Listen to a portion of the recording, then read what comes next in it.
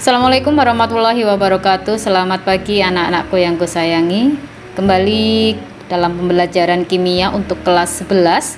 Kali ini kita akan memasuki materi baru, yaitu materi tentang laju reaksi. Sebelum kita memahami apa itu laju reaksi, maka ada konsep dasar yang harus kita kuasai dulu, yaitu tentang molaritas larutan. Jadi pada pertemuan ini Bu Atin akan menjelaskan tentang molaritas larutan yang kita gunakan nanti dalam menyelesaikan soal-soal laju reaksi. Molaritas itu adalah menyatakan jumlah mol zat terlarut dalam tiap 1 liter larutan.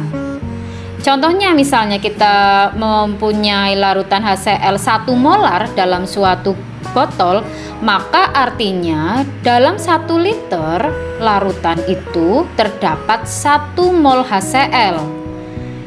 Molaritas dirumuskan sebagai berikut. Sebenarnya di kelas 10 kita sudah membahas ini ya. Molaritas itu rumusnya adalah mol dibagi volume atau mol per liter. Volume harus dalam liter. Atau seandainya molnya masih dalam satuan milimol, maka volumenya pun boleh dalam mililiter. Ini yang harus kita ingat, rumus yang akan kita gunakan pada materi laju reaksi.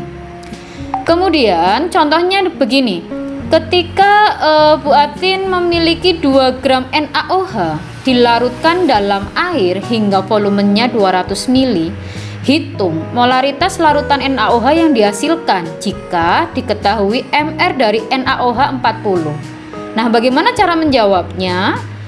Tentunya kita harus tahu dulu apa data yang diketahui di dalam soal. Di sini yang diketahui adalah massa dari NaOH 2 gram, kemudian Mr dari NaOH 40 dan volume larutan 200 ml atau kita buat liter jadi 0,2 liter. Nah, bagaimana penyelesaiannya? Maka tadi berdasarkan rumus, tadi rumusnya adalah menentukan molar itu sama dengan N per V. Nah, di sini apakah N sudah ada? N di sini belum ada. Maka N di sini kita harus cari dulu. Mol dari NaOH itu kita dapat dari massa gram per Mr.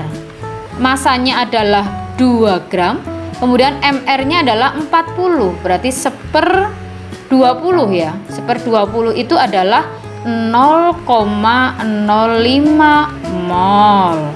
Nah, ketika kita sudah dapat mol, maka berikutnya kita masukkan ke sini. Molnya adalah 0,05 dibagi volume larutannya adalah 0,2 liter.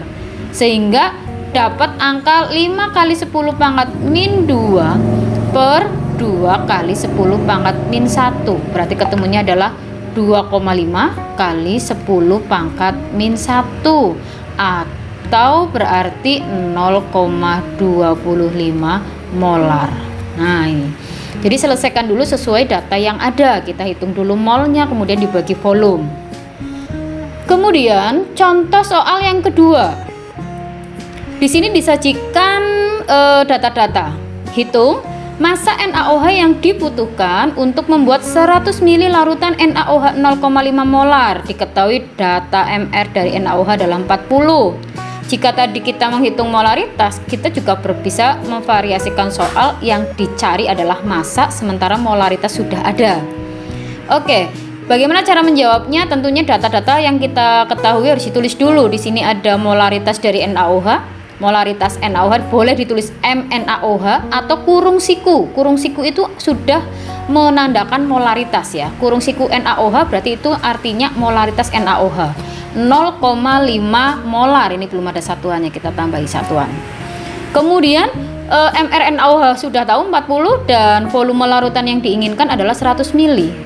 Bagaimana kita menyelesaikannya? Maka seperti tadi, molar itu adalah mol per volume. Apakah mol sudah ada di sini? Belum ada. Gram sudah ada di sini juga yang ditanyakan. Yang ditanyakan masanya ya, massa dari NaOH berapa. Nah, padahal perlu kita ketahui bahwa massa itu ada dalam mol. Berarti di sini tujuan kita adalah mencari mol dulu. Mol itu berarti M dikali V. Karena ini mili, boleh kita rubah menjadi liter, berarti 0,1 liter. Berarti M-nya adalah 0,5, volumenya adalah 0,1, berarti ketemunya adalah 0,05 apa? Mol. Nah, kalau molnya sudah ada, mol itu sendiri rumusnya adalah gram per mr. Berarti kalau ditanya gramnya NaOH sama dengan molnya NaOH kali mr-nya NaOH. Tadi mol kita dapatkan dari sini yang sudah kita hitung, yaitu 0,05 mol dikali mr dari NaOH adalah 40. Berarti ketemunya adalah setengah dari 40 itu 20, berarti 1/10-nya lagi, berarti jawabannya adalah 2 gram. Ya, ini jawabannya. Nah, setelah itu kita juga bisa menghitung, kalau yang tadi itu untuk perhitungan molaritas secair, kita juga bisa menghitung molaritas secair yang pekat. Kalau tadi encer, sekarang yang pekat. Perhatikan botol zat berikut. Ini kalau pekat biasanya botolnya itu lebih besar dan harus hitam ya. Ini untuk menghindari reaksi yang terjadi dengan udara atau sinar. Berapa molaritas larutan tersebut? Di sini di botol ini ada data, kadarnya 98%, massa jenisnya 1,8 gram per mili, kemudian mr-nya adalah 98. Di sini tertulis sulfuric acid. Sulfuric acid itu adalah H2SO4 ya. H2SO4. Nah, di sini kita bisa melihat ada data-data larutan pekat, maka rumusnya nanti yang kita pakai adalah 10 kali kadar kali massa jenis dibagi mr, itu adalah rumus dasarnya. Jadi ketika ditanya konsentrasi H2SO4, 10 itu tetapan kita masukkan, kemudian massa jenisnya berapa, kadarnya berapa? Kadarnya 98%. Kemudian massa jenisnya adalah 1,8 gram per mili. Ini data-data ini yang kita pakai. Kemudian mr-nya ada 98. Nah, kita hitung. Dari sini maka ketemu berapa molaritas H2SO4, yaitu 18 molar. Ini pekat sekali ya. Pekat itu kalau bahasa mudahnya dipahami ya kental sekali. Kelarutannya itu konsentrasinya sangat tinggi. Nah, ini rumus dasarnya untuk konsentrasi larutan atau cairan yang sangat pekat. 10 kali kadar kali massa jenis dibagi mr. Ini yang harus kalian pahami untuk molaritas larutan pekat. Nah, selanjutnya selain kalian harus memahami cara mencari molaritas larutan encer maupun larutan pekat, ketika kita punya larutan yang pekat, maka kita bisa melakukan pengenceran terhadap larutan. Misal disediakan konsentrasi tinggi, kita membutuhkan larutan yang konsentrasinya rendah, kita bisa melakukan pengenceran larutan. Nah, pengenceran larutan ini terjadi jika sejumlah air kita tambahkan ke dalam suatu larutan, maka larutan tersebut akan menjadi semakin encer. Mudahnya, ketika kita membuat sirup gitu ya, sirup itu kan larutan pekat. Nah, ketika kita masukkan ke dalam gelas, kemudian gelas itu kita tambahin air, maka kan semakin encer karena ada penambahan air ketika akan disajikan. Nah, proses ini disebut pengenceran tadi dengan menambahkan air ya. Contohnya gini, ketika Bu Atin punya 200 ml NaCl, konsentrasinya 0,1 molar. Kemudian Bu Atin tambahkan air sebanyak 750 ml air. Nah, ketika ditambah air, berarti kan larutan menjadi 1000 ml karena 250 ditambah 750 ml ya. 250 ditambah 750. Berarti kan total larutan yang baru adalah 1000 ml. Konsentrasi awalnya adalah 0,1 molar. Kemudian setelah dicampur dengan air Y molar, berapa molaritasnya? Nah, kita bisa menghitung nih sekarang. 250 ml ini sebagai V1, 0,1 molar itu sebagai M1, kemudian 1000 ml atau volume yang kedua V2, dan molaritas yang kedua yang ditanyakan. Nah, rumus pengenceran itu sendiri adalah V1 kali M1 sama dengan V2 kali M2. V1 kali M1 itu berarti kondisi sebelum diencerkan, sedangkan V2 kali M2 itu sesudah diencerkan. Maka untuk contoh di atas kita selesaikan. V1 M1 sama dengan V2 M2, kita masukkan 250 kali 0,1 sama dengan 1000 dikali Y. Y di sini adalah molaritas yang kedua ya. Y di sini adalah molaritas yang kedua.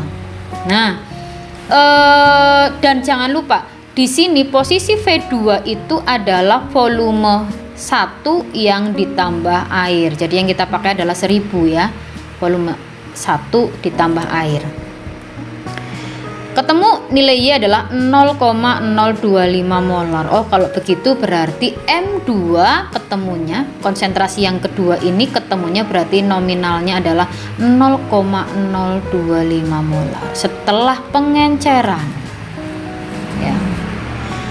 Kemudian berikutnya, bagaimana jika kita menemui campuran? Bagaimana cara menentukan molaritasnya?